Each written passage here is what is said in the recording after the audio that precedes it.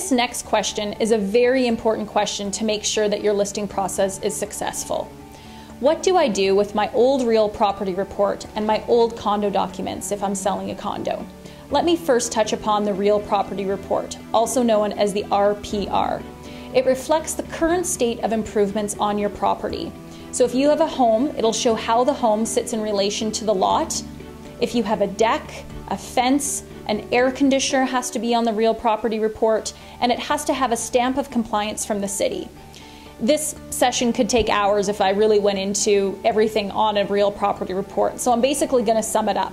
Anything that you've added since you've purchased the home, ask your realtor or the survey company if that is something that you would have to add on your real property report.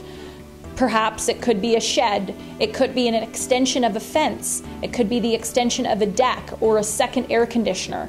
They all have to sit in certain relationship with the lot, and if they don't, then you may have to get an encroachment agreement, pay for a relaxation from the city.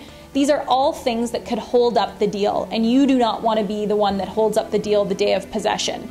So make sure that that real property report gets to your lawyer, and that you've asked your lawyer some questions if you've made any improvements to the property since you've purchased. The second point I'd like to touch upon in this segment is condo docs. When you purchase a condominium, or hopefully when you had purchased, you would have received a full set of condominium documents, perhaps had them reviewed by a condo reader. You need to give that full set of documents that you have to the realtor when you sell your home. Now, most likely, since you've purchased, there's a plethora of new documents that your realtor will order on your behalf from the management company. For example, if you purchased a condo 2 to 3 years ago, there's going to be a whole new set of financials. There's going to be a new budget. There's going to be a new insurance certificate, and there's going to be more recent minutes to your board meetings. These are just examples of things that you will have to provide to a new buyer.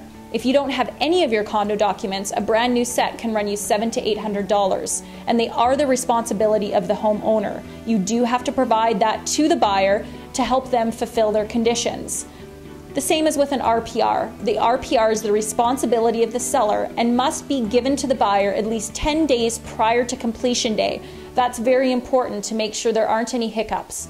Both of these items should be dealt with in a reasonable period of time before closing to make sure that the listing process goes smoothly and the selling process. Thanks for listening.